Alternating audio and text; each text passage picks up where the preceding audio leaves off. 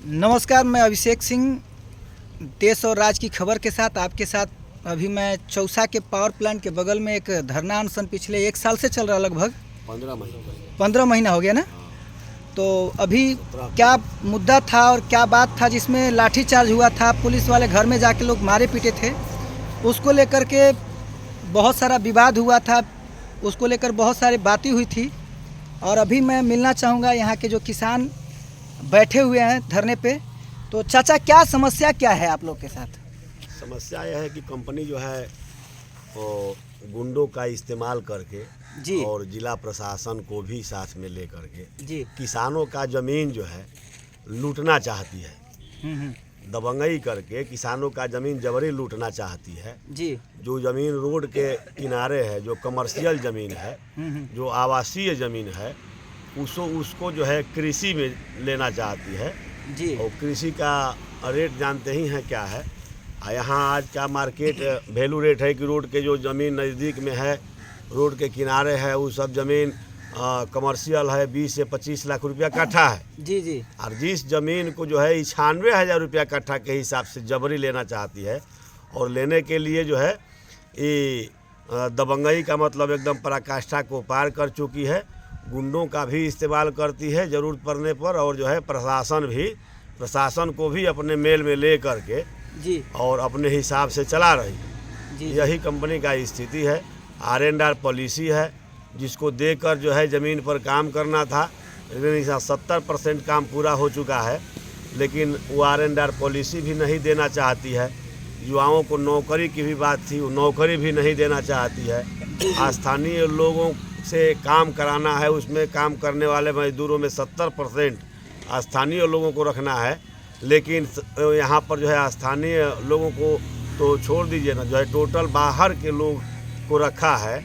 और रखने का इसका रणनीति ये है कि जो मजदूरों का भी जो वर्कर है आज काम कर रहे हैं, उनका भी शोषण हो रहा है। जी उनका 504 रुपया बनता है पर डे, उसका मजदूरी जी 8 घंटा का, लेकिन ये जो है 12 घंटा काम कराती है। 12 घंटा काम कराने के बाद भी जो है उनको सिर्फ 15,000-14,000 रुपया महीना देती है। 15-14,000 रुपया महीना पर 12 घंटा काम कराती है, जो कि मैंने एकदम मजदूर वर्ग का ही हम बता रहे हैं रेट। जबकि 600 कुछ रुपया है सेमी स्किल का, हाई स्किल का 700 कुछ है इसे, तो उस सब का तो छोड़ दीजिए। तो मजदूर जो यहाँ काम करते हैं उनका भी शोषण, उनका भी 3-3 महीना पर, 1 महीना नहीं 3-3 महीना का पैसा बकाया रखती है।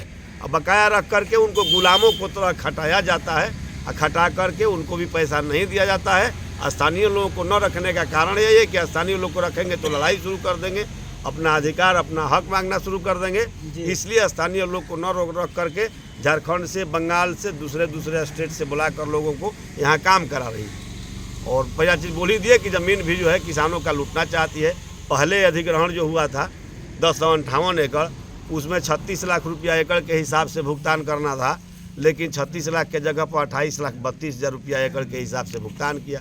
7-8 लाख रुपया एकड़ पर ऐसे घोटाला किया है। कुल मुआवजा 75%। यही सब मामला है। इसी को लेकर के जो है आज 17 अक्टूबर 2022 से ही धरना चल रहा है। आपका 15 महीना से ऊपर हो गया, 16वां महीना ही पूजेगा 17 तारीख। तो अभी तक कोई सरकार के तरफ से आश्वासन वगैरह कुछ भी नहीं है? नहीं, सरकार के तरफ से जिला प्रशासन जो है, जब प्लांट के गेट पर हम लोग बैठे थे तो जिला प्रशासन के तरफ से जिला डीएम जो है, एसपी से लेकर के कंपनी के सारे अधिकारी आए।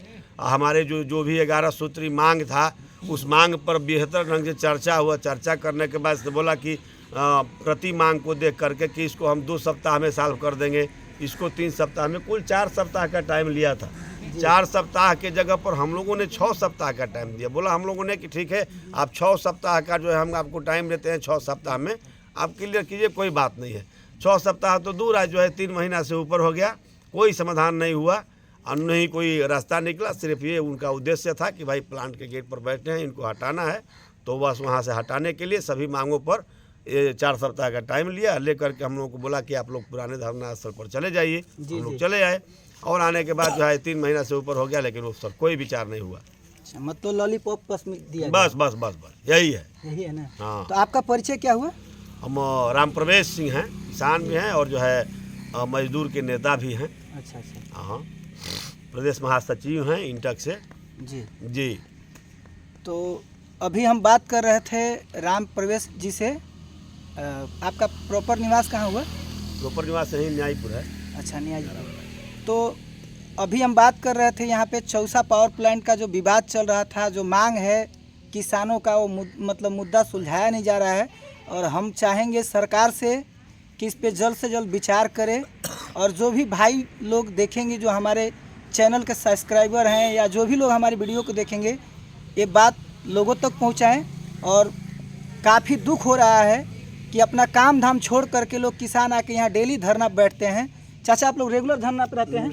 रेगुलर बरसात हो, आज भी बारिश हो रहा था। सोचिए, एक आदमी सोचता है कि हम कहीं काम करेंगे, अपने घर परिवार के लिए काम करेंगे। यहाँ पे लोग अपनी प्रॉपर्टी दे करके फंसे हुए हैं, और प्रॉपर्टी शायद नहीं दिए होते तो ये लोग डेली कहीं पैसा कमाते, जिससे परिवार चलता, जिससे सपने पूरे होते बच्चों का। और सब कुछ त्याग करके सिर्फ एक बात पे लोग मतलब ज़मीन दे चुके हैं। अधिग्रहण हो चुका है ना? ये अधिग्रहण हो चुका है, और जो है रेलवे लाइन पाइपलाइन में होने वाला है, जिसको हमने रोक के नया रखा में है। रेलवे लाइन और वाटर पाइपलाइन ले रहा है। हाँ। उसका भुगतान भी नहीं दे रहा है। जबरी लेना चाहता है, बिना भुगतान दिए। 13 का पैसा दे रहा है। अच्छा, सोचिए 2013 का रेट अगर 2024 में मिलेगा तो किसान क्या सोचेगा? उसको कोई भी इंसान काम करता है इसके लिए नहीं कि हम 2013 में मतलब कि देंगे और 2024 में हमको पैसा मिलेगा। अगर देना था तो उसी समय जो देता, और इतना दिन टाल के दिया है तो सरकार को तो ये ज़रूर सोचना चाहिए कि 2024 के हिसाब से रेट देना चाहिए। यहाँ का मुआवजा रेट जो होगा वो देना चाहिए रियल में, लेकिन ऐसा नहीं हो रहा है। बहुत दुखद बात है।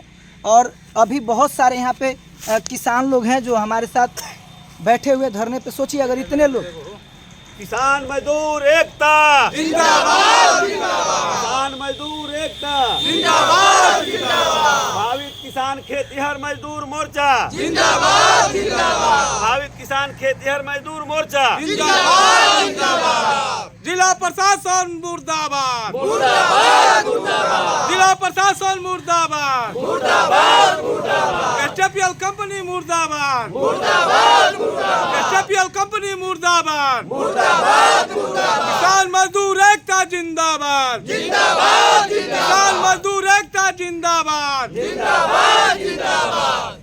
बोला बोला मुरा बाबा की जय, बोल रबम सप्ती माई की जय, हरदास बाबा की जय।